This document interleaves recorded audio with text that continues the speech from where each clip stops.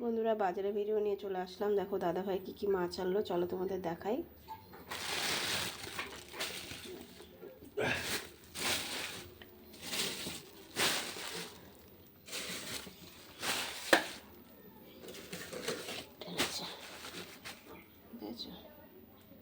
এই দেখো এই কটা প্যাকেট এনেছে, এই একটা এই একটা এই একটা এই একটা এই একটা, কোনো ঢেলে নিই তারপর দেখাচ্ছি। বন্ধুরা কী কী মাছ এনেছে, এটা বাটা মাছ, একটা শিং মাছ এনেছে আমার জন্য।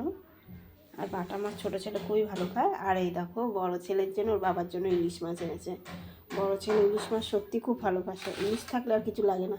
আর এই দেখো কমপ্লেট মাছটা সবাই ভালো খায়, ছোটো ছেলেও ভালো খায়। ইলিশ মাছ ছোটো ছেলেও খাবে না, আমিও খাবো না, কারণ আমার ইলিশ ভালো লাগে না।